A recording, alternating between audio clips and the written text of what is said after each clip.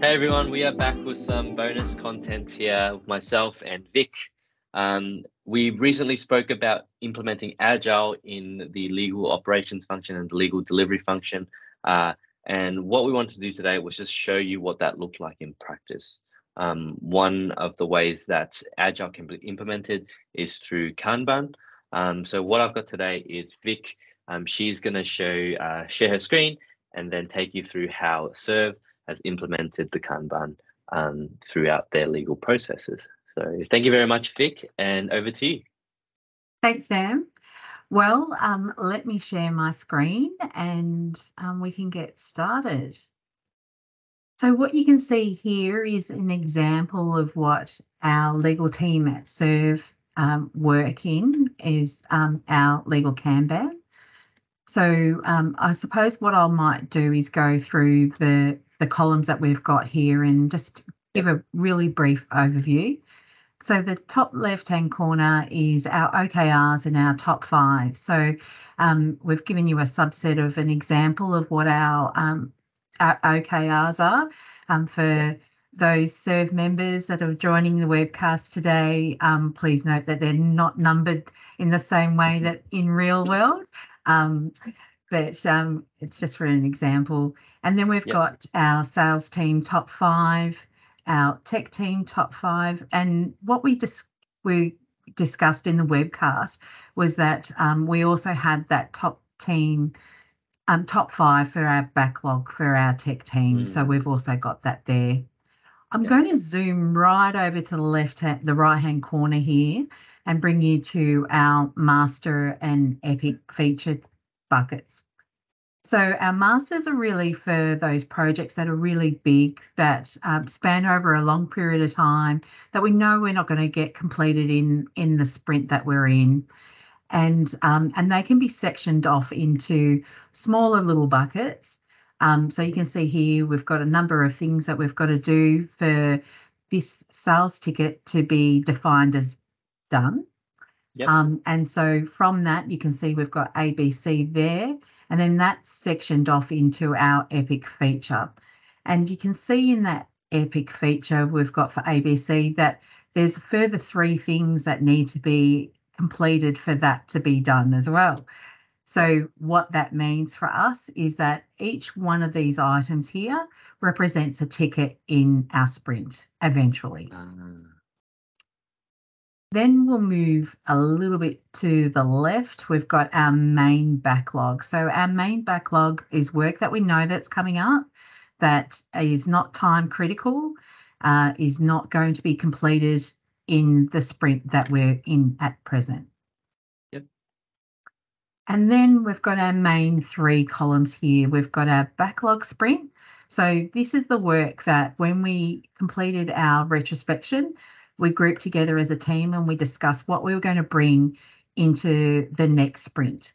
So we would have looked at our backlog, moved any items that were in that time frame, that in that 2-week period, into our backlog sprint. And you can see here we've also already got some items in our in progress and also waiting for a response. And the reason being is, like, you know, what we mentioned earlier is that legal work is a little bit different from software development. So at the end of the sprint, we're not necessarily always close things out and we don't have a product at the end.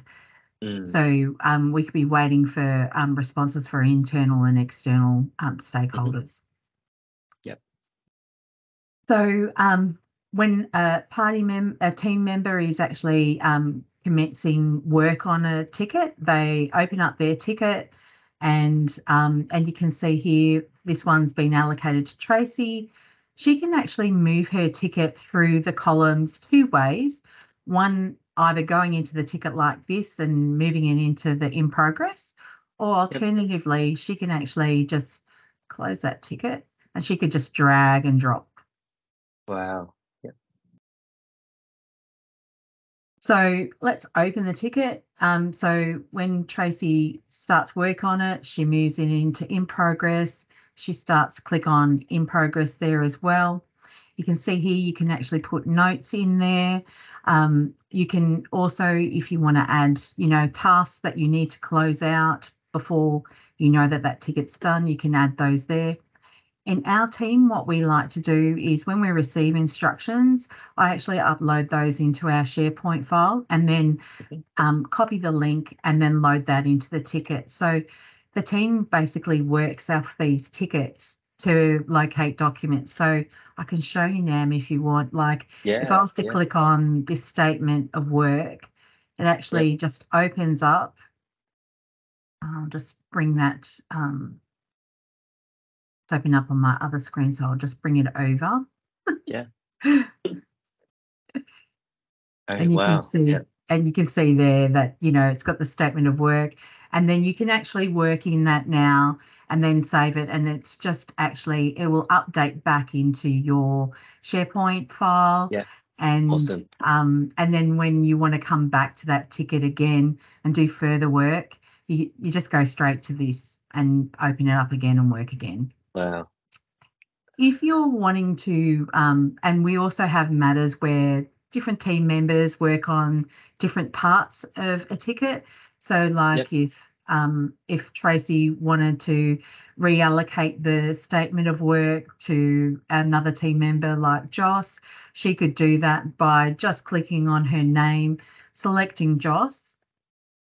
A little bit slow because I'm sharing, and then deselect herself, and then that ticket automatically is updated to be going to Joss, and then Joss will actually receive a notification in Teams and also in email that he's been assigned a task.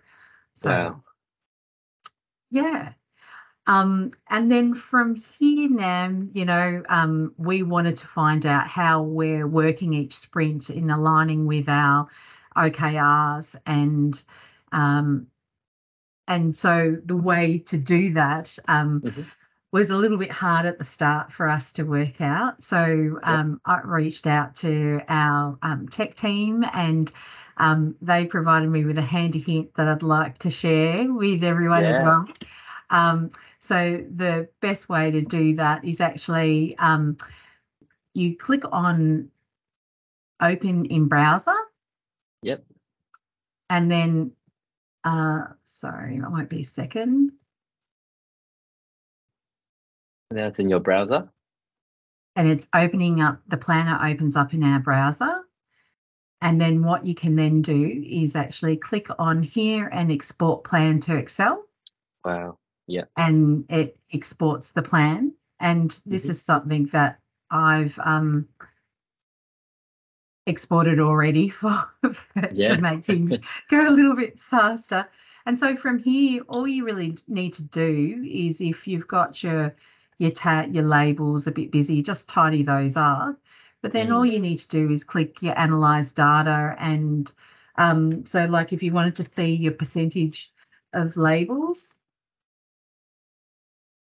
you just click that. It provides you a percentage. You insert a pivot table, and then it gives you the ratios. So this shows us as a legal team how we're aligning to our OKRs in this sprint. And if you don't like to see that type of table, all you've got to do is just select your table and then do your charts, pretty it up a little bit, and you can change your charts around the way you like to see it. Wow. Well, thank you so much for that, Vic. I mean, not only was that such a great demonstration of Agile Kanban functionality using Microsoft Planner for those in the audience, but also a very quick and simple tip on Excel as well. Vic, thank you so much again, not only for being on the webcast, but for coming together to record this bonus footage today. We'll be in touch, of course, but for those of those out there, if you're interested in more content like this, please feel free to reach out to us in the digital and innovation team here at Law Squared, and show some suggestions in terms of what you'd like to see, what works, what doesn't, and until the next webcast, stay tuned. Thank you.